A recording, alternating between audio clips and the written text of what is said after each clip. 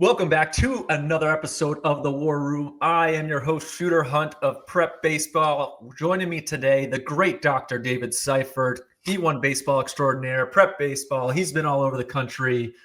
He's already laughing at me because I'm buzzing about college baseball 2 weeks in. And the reason for this week's episode is we're probably, Seif, I got to check the actual date that we're coming out with the draft board. I think we're 2 or 3 weeks away from our kind of second rendition of the draft board, which I anticipate to be pretty high school heavy this year. We'll see how that goes. College baseball is off to kind of an electric. I don't really want to say electric start, a very chilly start because it's been very cold down south. Although I think it's warming up pretty soon here. But I want to talk for a quick check-in on the college baseball. I had things to go into. I will try to keep myself in line and not talk too much about Stanford's miserable streaming services, how cold it was down south, who I'm already anticipating for Omaha, who's going to be the first pick, who are canceling out. But Seif, welcome back to the show. How are you doing? I'm doing good, Shooter. I'm doing really good. Had a good weekend. And it's funny you bring up the Stanford video streams. I mean, like really smart school, right? Really techie neighborhood. Their home plate camera, which pretty much broadcasts the entire game, has to be in the next valley over because you can barely see the pitcher when he's pitching. So if you want to see a good stream, I would not see a Stanford home game. Wait till they go on the road if you want to see a nice stream. But it was very frustrating to try to see Matt Scott this weekend, Joey Volchko, who's a 26. But anyway, moving on to more positive news. Well, Seif, I was going to say, like, more so, that's probably the Pac-12. Larry Scott still has them in downtown San Francisco trying to stream from there. But that's another matter. Hopefully the ACC gets going. They'll have some better streams. You'll see him at Carolina because Cal was kind of in the same wavelength of that stream situation against Houston this weekend, watching Cade Climby at bats from behind the plate, from the dorm room behind the facility. But it's like, what you did go ahead to Globe Life for week one. You got to see a bunch of big-time draft talent. For some reason, me in the command center, all I've been watching are sophomores. Like, I've just been traveling around to check out all the sophomores getting ready for next year. What was it at Globe Life? Who were kind of like, hey, this was a dude I took away, circle this name, this guy's a first rounder? Well, I got to go full disclosure, right? I spent all last weekend at Global Life watching those 6 clubs get a start to the season. And then this weekend they had 4 new clubs, Arkansas, K-State, TCU, and Michigan. But you know me for 9 going on 10 years now. We've been doing this together, maybe not the War Room the entire time, but we know each other. And each of those years, the last weekend in February is my hotbed for girls youth basketball. So 8th grade, it's the last year of the tournament. I was all daddy / AAU 8th grade girls basketball coach with a lot of video streaming between games, after games, before games, whenever it fit in the schedule. But I did get some pretty good looks at Globe Life. Like I mentioned, Arkansas, K-State, TCU, and Michigan. Man, it would sound like a great weekend. TCU upset, team-wise, K-State upset Arkansas on Friday night, and that just set the tone for a great weekend down there. Let me ask you, Seif, and you talk about, like, I mean, I'm in the command center here, kind of getting the schedule going, making my Texas trip soon. Those early looks, and to me, right, we're heading towards the draft, which is in July. If you're a pitcher, you got to post.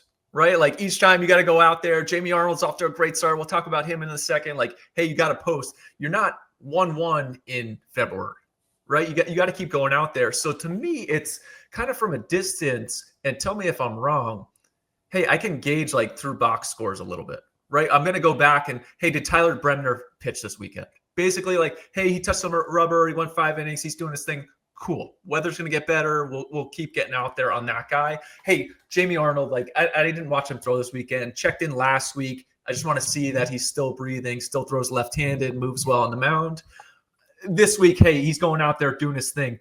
He's going to make his money in ACC play, right? Like, so like kind of a check-in. Where were they? Kind of stat back. Is that something that you did this week? Like, hey, you were out there. I want to see what this guy did. He's still alive and breathing. Cool.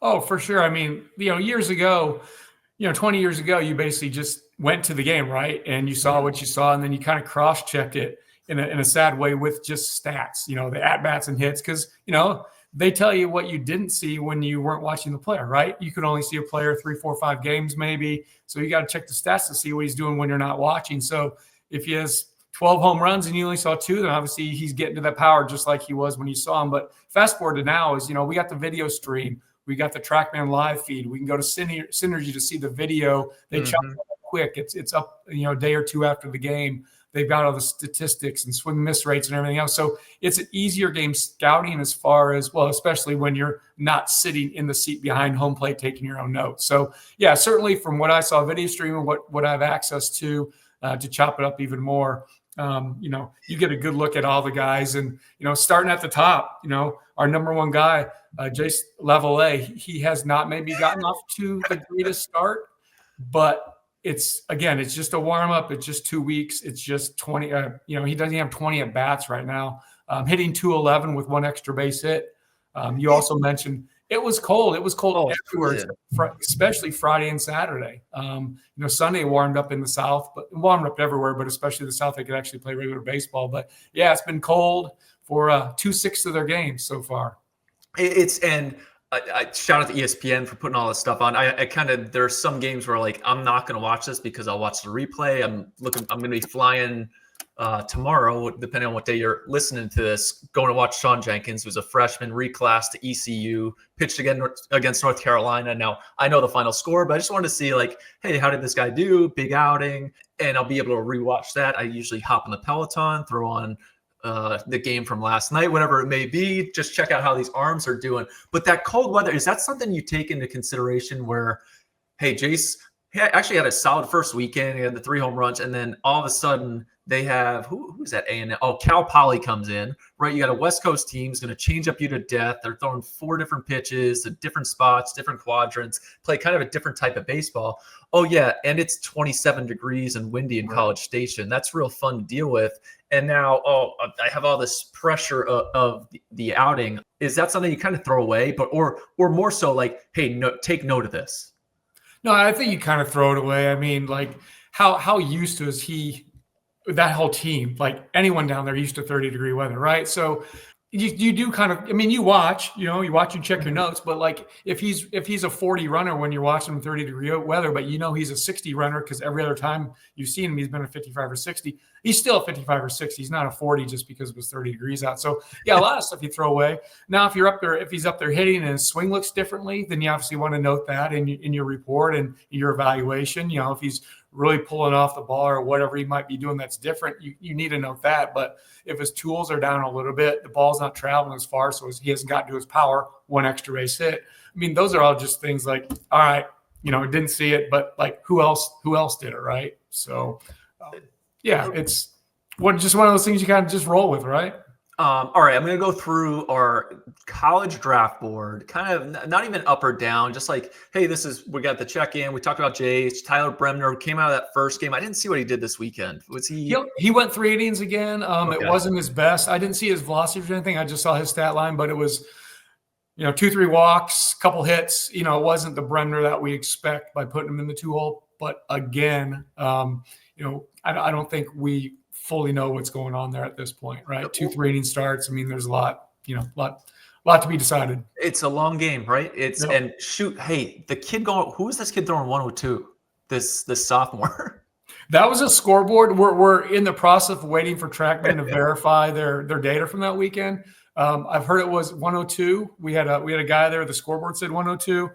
His name's Jackson Floor. He's a sophomore. He ranks 10th on our 2026 college prospect list. Good scout. So he was already identified. Good arm. He was a reliever last year. He's a Saturday starter now behind Bremner at UC Santa Barbara.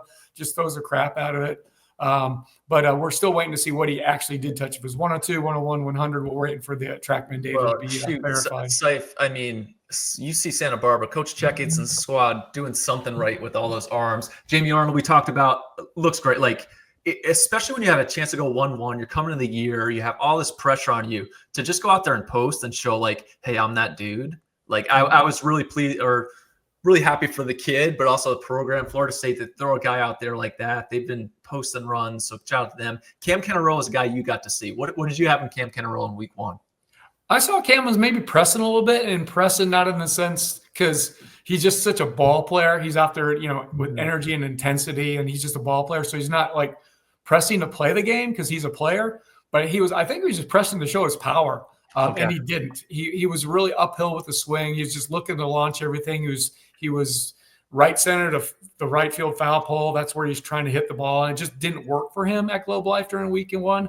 He still had 3 doubles. One was a blooper, whatever. But so he still put the bat on play. And he wasn't bad. He just wasn't the Cam Canarella that can play. So maybe, I don't know if it's draftitis or just coming off the shoulder surgery, trying to find that power. But the exit velocities were not there. The arm strength was not there, but that is just probably just part of the process we're going to see play out. When will he regain to full strength? Week 3, week 8, week 14, whatever it is, it's a long road. 7 punches, 2 walks, 24 at bats, 6 for 24. Yeah, he was uphill. He was looking to launch. Definitely all of his at bats in week 1. Let me ask you about that, because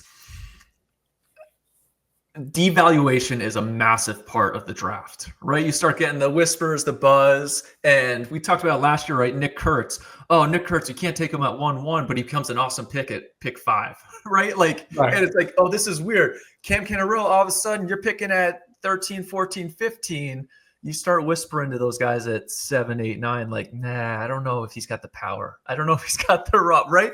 You may start hearing some stuff like that, and it's just being confident in what you always talk about, like scouting the tools, right? Follow what you had. I also like to look at that sophomore year track record, right? What do you do his sophomore year? Now all of a sudden he's got the pressure of the team. He's the team leader. He's the junior. Everybody's coming to watch him. That changes things. And then you get in the pro ball and that evaporates. And all of a sudden you can go play again. Yeah, and Canarella in particular, right? He had a torn labrum. He played through a torn right labrum his sophomore year. He put up 16 doubles and 11 home runs. So he did show power with a bad shoulder. Now it's kind of like, oh, man, the shoulder's good now. We're going to see 20 home runs and 20 doubles, right? So that's kind of, I hate to say the expectation, but that's part of our expectation why he's ranked as the number 4 college player on our draft board. That obviously college, not combined. But that was where we were going, because it's hard to go in the top 10 as a college position player if you don't show at least average to above average power. And right now, Canarella has only shown like 40, 45 power as far as his exit velocities and his distances and things like that. So we've calculated into our algorithm, or whatever we do use, Shooter, our brain trust, like he's going to show above average power. So that's why he's number 4 for us. But just kind of slow start in the power department for him, but I'm not worried. The kid's a ball player. And he's performed his entire life. I was going to say, shout out to the Ivy League who got to play its first weekend against these big dogs in some cold weather. Perfect time before the weather gets warm and the bats heat up. Talk to me about, so did you get to see Ivar Arquette? Did you get to see Oregon State? I have not seen him. I'm actually, I will see him this weekend I'm going back to Global Life this Friday. I will see him then. Hey, maybe I'll come over and check you out over there. I think I may head over with Rhett the Jet here to see LSU and DBU on Wednesday. But Arquette and Dean Curley, we have back-to-back on here. Arquette's off to a nice start, I think. Yeah, he and Curley both. Those are probably, as far as like guys we had in the first rounds that are coming out of the gates and performing, Arquette, Curley, and then obviously a little bit lower, but he's still first rounders, Max Blue from Texas. Those 3 are really tearing it up here early. So Arquette, Curley, put them on the 1-1 meter. Where are we at for Arquette? Does he have a chance? Yeah, I definitely do. Arquette, he's a shortstop. He's a big shortstop. He'll probably outgrow shortstop at the pro level, but he is both guys are playing there now. Arquette, just body wise, he has more potential to grow. And he's already shown the power. He's got 3 long ones already, pair of doubles. I mean, he has 5 extra base hits. 5 is 11 extra base. 5 is 11 hits for extra bases, hitting 440. So I mean, yeah, he's showing the extra velocities as well. So he certainly does have a chance for 1-1. If Level A doesn't lower his strikeout rate, I mean, that's the hickey on him. He strikes out 25% of the time. Arquette does not. So that, I hate to say it's an easy switch, but definitely Arquette is a name to watch for 1-1. He's at 6 walks against 4 strikeouts right now, which is very impressive for him. He's seeing some good stuff. 1-1 for Ivy. It's a big year for Hawaii, because I was watching, is it Wahiwa?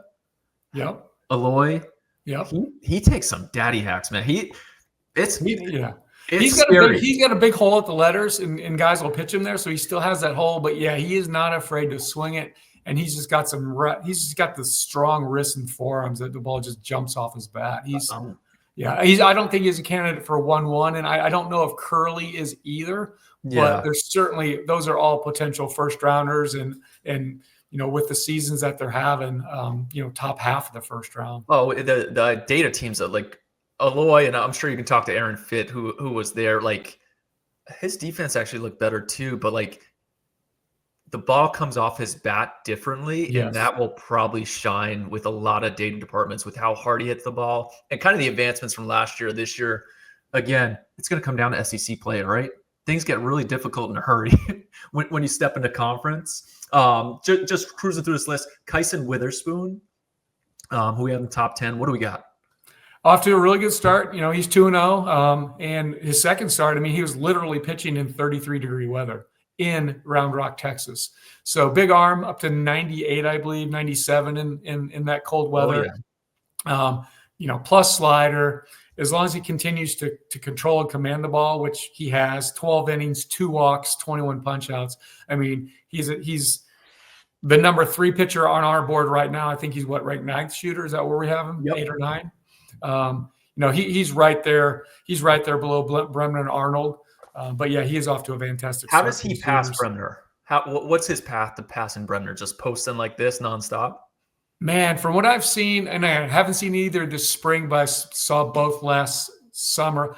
I don't know if Witherspoon has a path to passing Bremner if Bremner is 100% healthy and performing like Bremner has the past 2 years. Bremner has 3 6s, maybe a 6 and 2 7s with 7 control, 6 command. Guys like Bremner, they don't come along too often. He's throwing mid to upper 90s with life, with control. He's got a ridiculous 70-grade changeup that he can move his pinky and he can slide it away or fade it. He can slide it away from a right, or he can fade it away from a lefty, depending on what he wants to do. Plus, he has a tremendous sweeper, call it a 6. You give a 7, and he throws a curveball. So, Witherspoon's great and all, but Bremner is super good when healthy. So it's kind of like again that I can already hear the devaluation starting, right? Bremner didn't pitch those first 2, right? The guys at 5, 6, and 7. Oh my gosh, this guy didn't pitch this weekend. You don't want him, Reds. You don't want him, National. Whatever it may be. Don't believe the hype. Merrick Houston's one that I've been following very closely. Now, how much stock do you put into? He's starting off, so 8 games, 438. He's got 4 home runs, 2 doubles, 3 strikeouts against 6 walks. Now, they have not played much competition. So is that almost and I've almost stayed away as much as I can from the fact that, hey, I want to see, these guys go against better competition. Are you taking any of this into account, or are you almost blocking out what Merrick Houston did? Hey, he did what he had to do. Other than that, no. Well, it's awesome to see him off to the start because that was his weakness, right? His weakness was offense, and specifically, part of the offense was just power. Well, a lot of guys show power at Wake Forest that maybe don't have power, but just what he's doing. It's awesome to see what he's doing. Now he's played Long Island and Marist and in St. John's, right? Cold weather teams coming down first time out of the gym, whatever. But he is posting. So that's great to see. The power he's posting, that's great to see also. We already knew he's a plus defender with above average plus arm strength. He makes probably the great play look easier than the routine play at times, right? But so, yeah, of course I'm following him. I'm actually going to the Triangle here in week 5. Yeah, in week 5. I'll fancy. Are you going to see that Stanford UNC game? Yeah, that's week 4. Yeah, I'll be at Stanford UNC, and I'll be going back and forth between Wake Forest. I think they host Notre Dame. So you could have, if it was at Stanford, you could have brought your camcorder and maybe got us a better view from the seat. Yeah, I know. What am I doing? But yeah, so I'll be at Wake Forest in a couple of weeks. Check him out in person. But we already have him 13th, so we already got him in the first round. So he's definitely off to a hot start. Certainly on our radar. He could easily move into our top 10 by continuing to show the power, and he's already got it defensively. So I'm looking at this list right now, and both Trey Phillips, Brendan Summerhill, real good. have Ethan Petrie ahead of those guys, and I think that may be coming. I mean, I might be the biggest fan of Ethan Petrie in this class. There's some biases against it, but man, does he hit? Is positionally, what will be his ability? So like those guys will go head to head, right? Trey Phelps against Ethan Petrie is the discussion. And it's something we'll talk about in the next few weeks, what direction he goes in. Will you go down to see Petrie at any point? Or I guess you won't go to South Carolina, but will you see them play, or is this going to be a command center situation? Because you can count on me watching every at bat. Yeah, no, I mean, for me, my goal every year is to see every top 100 college guy in person. Now, in person, do I get there? Generally not, because some pitchers break down before I see them, right? So that's always my goal when I set the schedule. I usually try to set it 3 weeks at a time, and then just reevaluate 3 weeks, reevaluate. I know I just said I was going somewhere already in week 5, but as long as everybody's healthy and throwing, and I can see Wake Forest, I can double up Wake Forest and UNC one of the 3 days. I mean, that's just an obvious trip. So some of those. Send you to a high school guy too down there if you have time. What's that? I may send you to a high school game if you have time. Okay. I've been to one before. You sent me to see a catcher, I think, a couple years back. That was a good time. But Duke's also at home. NC State's also at home. So I got some other options too if something breaks down in that area in a couple of weeks. But I'm going to throw some more of this or that right now, because these guys are all like really good players. Summerhill or Max Ballou? Man, if you had asked me this summer, in a landslide, I've said Summerhill. You know, like a landslide, 5-10 pick difference. 5-10 pick difference. But the Ballou that I saw in the summer wasn't he was healthy in the sense that like there was nothing wrong other than he just seemed like not this strong, twitchy. He just seemed tired, right? Like guys get tired. That's summer baseball. And Summerhill wasn't. But after seeing both in person in week 1, I would take Ballou over Summerhill if the draft were tomorrow. Okay. Now it isn't, so I'm lucky I can see more. But man, Max was just so impressive. I mean, the strength and the twitch and everything was back. He was just showing me pluses. Everything he was doing, I was like, geez, he was on breaking balls, he was on fastballs, his defense, his arm strength, he was running. Summerhill wasn't. Summerhill may have been pressing a little bit. Summerhill still needs to develop that power. Yeah. That's my only concern with Summerhill. But man, Ballou was so good. And I'm not sure if I should say this too loud or whatever, but he's coming off a sickness too. He's not fully back from a sickness he had in the preseason. It's crazy all over the country. Yeah. So I was seeing a guy, I don't want to say I saw a guy at 90%, but I didn't see a guy that was full strength, and I was overwhelmingly impressed. Where now you had a nice tweet on the kid Nick Dumasnil at Cal BAP. Is he in the same conversation with these guys right now? Yeah, I would say if there's a surefire. I mean, there's several guys that are 5-2 guys, right? Like if Canarella grows into his power, if Houston grows into his power, right? I think it's actually Dumanil. I don't think the S is pronounced actually. Look at you doing a good pronunciation. Yeah, I'm not trying to get on you, Shooter, because I am the worst with last names, so I'm not trying to correct you. But I think it's Dumanil. Actually, it's how are they saying it during the video stream. I watched 2 games of Cal Baptist. But you talk about a 5-tool guy that it's there already. Like it's already there, all the tools. If you wanted to give his hit ability a 45 at the big league level, you could probably 45 it. But if it's a 40, you're just too low. You're just too conservative. And if you're 60, obviously that might be too much best case. But you give him a 45 to a 55. Anyone his hit ability. But his raw power is 55, 60. He's a 60 runner. He's got a 55 or 60 arm, depending on what the day you see him or how liberal grader you are. And he's a 55 defender, and he's gonna stay in center. So the guy's extremely talented, and I love his swing. It's a nice swing. It's a bounce swing. Plus, you and I love that late whip, and he's got late whip, baby. It is nice.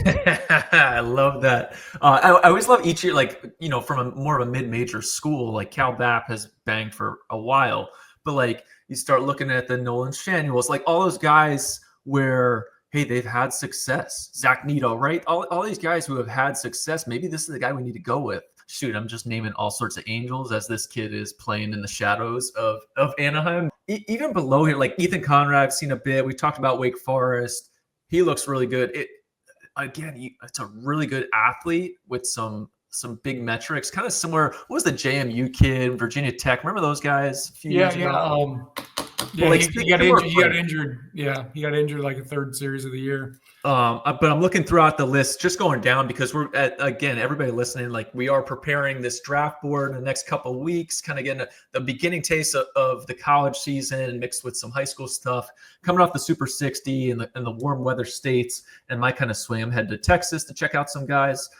Be ready for that, Seif. And looking at Aloy here at 22, like there can definitely be a shakeup in some of these guys come in, especially as these arms start posting. Gavin Keelan's hitting some home runs, but shoot, it's like you put on the Vol uniform. That's what you do. I don't know what's going on. I'm telling you, their strength conditioning guy. I've never met him. I don't know him. I only recognize him when he's on the field, right? Like that guy, that program, and he's the leader of it. That is an amazing strength and conditioning program. They just transform bodies, and it's no surprise that Keelan's now hitting some home runs or more home runs. No surprise at all. I believe it's Keelan. So Keelan, thank you. Yeah, see, I got you. You got me. We got each other's backs. I love it. No, I'm looking down at Patrick Forbes. You got to see Patrick Forbes. How was that? Electric. Absolutely electric. Yeah, I mean, there's never been a doubt on the fastball. It's electric. It's not a super right. It's a good rider. It's not a super rider, but it's plus, and the velocity is up to 98, and it absolutely just jumps on you as a hitter, and you're very off time. Now, the one thing that I saw was a little bit improved from my summer looks and my previous looks at Louisville. The slider, if you wanted to 40, 45 it in the past, now you could probably throw 45, 50 on it. Ooh. So it's slowly coming, which is good. There's still really not a third pitch there. So he's kind of a 1 3/4 pitch guy, which is more than a 1.5 pitch guy. But he's super athletic, as we know. He used to be a two-way guy, and it's slowly coming. And I think at the end of the day, he gets a full second pitch, and then you see like maybe he's 2.5 pitch guy by the end of the year. And all of a sudden he's in the first round as well. Yeah, I feel like that's such a Dodgers pick. Louisville guy who's got some metrics. We make a jump. Oh, here, just send him to the Dodgers. Any guys early on in the year, the first 2 weeks of the year, a little preseason action, where you're like, hey, this guy's jumped up. Like this, we're going to adjust what we're doing here. Yeah, I'm going to go a little off the board because he's totally off the board. And I'm owning up to this one because a year ago when we forecasted our top 25s, he was in the top 10, right? And then he goes and strikes out like 90% of the time, not that high or whatever, but it just looked awful last year. But Brody Donay from Florida, he was a Virginia Tech transfer. The guy has 80 raw power, 70 arm strength, maybe even 80 arm strength. He used to be a catcher. He used to be a 6'6" catcher. Now he's a 6'6" right fielder where he profiles. We kind of just wrote him off. I mean, nobody just strikes out that much. He struck out in the Cape. He struck out. Just the adjustments were not there his sophomore year. Really struggled. So I hate to admit, but he's not even our top 100 college prospects. He wasn't in there. Well, Mr. Donay is just off to a ridiculous start. He's adjusted his approach. He's really going to have the CAGs really spread out. Mm-hmm. Well, from the right side, Donay's really spread out. Has really just simplified his swing. And I don't have his numbers in front of me. I probably should, though, if I'm talking. I mean, you're dropping Mr. Donay on this guy. What's that? You're dropping a Mr. Donay. He's on his way to doctorate. And again, Florida hasn't played the greatest competition yet, but I mean, he already has 4 home runs, 7 RBIs. He's only struck out once. Most importantly, he's only struck out once in 29 plate appearances. So he's hitting 524. So we'll see what that does in the SEC, but he made a change in his stance, in his approach, in his balance, right? So now he's just basically just waiting back and taking a whack. He's already had great strength and bat speed, and I think it just takes advantages of what he has naturally and pushes him away from the off balance with the stride and everything he was doing in the past. So Brody Donay, tip of the cap. And then the other guy, we have him in the 3rd round already, which is solid for him, but he's outperforming that. Another big strikeout guy, catcher from Dallas Baptist, Grant J. He whistles a bat through the zone. He's got 60, 70 bat speed, power.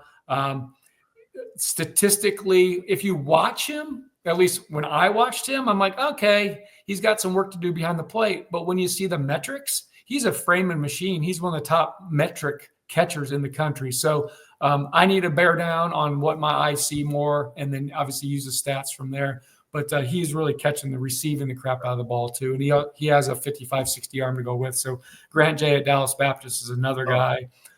These are all guys I loved at area codes late that year. Grant J, Caden Bodine, Lava, like they were all, it's good to see them flourishing right now.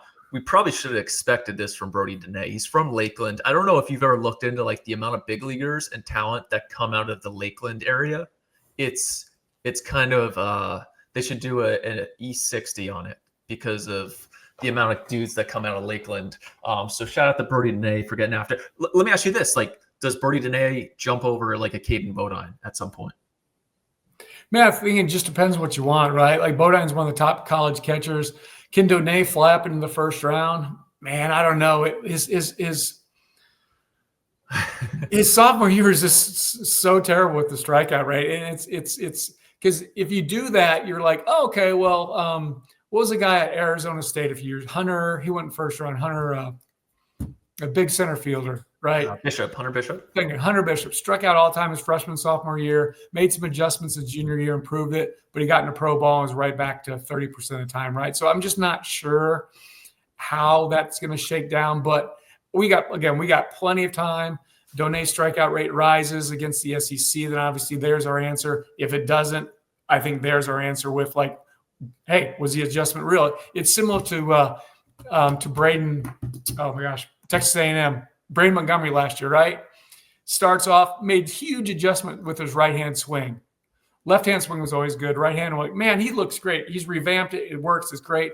But then you had the last 5-6 weeks of the season where it wasn't so great, where he regressed a little bit with that swing. And then you're kind of like, scratching your head, hey, what do we really have here? So, we got time on Done. But to answer your question, I'm not sure if he can sneak up. Well, I guess we do have Bodine in the second round. So, yeah, I think Done's, his other tools are so powerful. I think he could end up in the second, third round for sure. To keep following. Again, this is just first 2 weeks in. Wanted to hop on and chat with you, Seif. Had so much stuff going on. I'm not even going to dive into the amount of sophomores that I've been following. The DeCaros, you guys put out a great list on D1 that we were working with the sophomore guys, which one of the biggest things I noticed was just how many draft eligible softs there'll be next year. Kind of like boosted this class. And there's more because, you always put out a list, and at least I always put a list, and I use every resource I possibly can to make sure I'm not missing anyone. Mm-hmm. But I just wanted to give the shout out to a couple guys that I just whiffed on. One I didn't know was eligible, and one maybe I should have studied more or looked into more. But Kyle Branch, he's a freshman, Oklahoma, one of the top freshmen in the country. Gamer. Just found out literally on Saturday when I saw him play. I'm like, I wonder if this guy's sophomore eligible. And he is by I guess he's a May birthday, so I totally whiffed. But Kyle Branch at Oklahoma, tremendous player. And then from the Big Ten, Joey McManus, right-hand pitcher of Maryland, just whiffed on him. He should have been in our top 100. He's not. He will be off to a great start. But it's not only his great start, but it's his size, its projection, it's his current velocity. He's a really good one as well. And then Ben Cleaver, a lefty from Kentucky, is really coming on to it. He's a sophomore that from the SEC that I just found out about. So there's 3 guys that should have been on that top 100 list that were not. But hey, that's why they play the games, and that's why we scout, right? Shame. But good for you for saying it. Like I always like, hey, we're not purposely doing this. We're looking for those guys at all times. Every players have bad days, and we all make mistakes, right? But we adjust and we move forward. I didn't know Branch was. Oh man, I've seen him at Globe Life in the past. I think he's a Lovejoy kid. That was a good squad. Seif, I want to wrap up with a new segment that I'm going to do each time with you. Name this program. And all I'm going to give you right now, and to anybody listening, please go check out the store over at Prep Baseball, shop.prepbaseball.com. Really fun St. Patty's shirt coming out, Seif. I'm going to be rocking it next time we're on here. But I'm going to name for you 1 through 9. Now, these are Friday night lineups. 1 through 9, the state or country that the player is from. And I want you to name the program that I am saying, okay? So this first one, here's 1 through 9. You ready?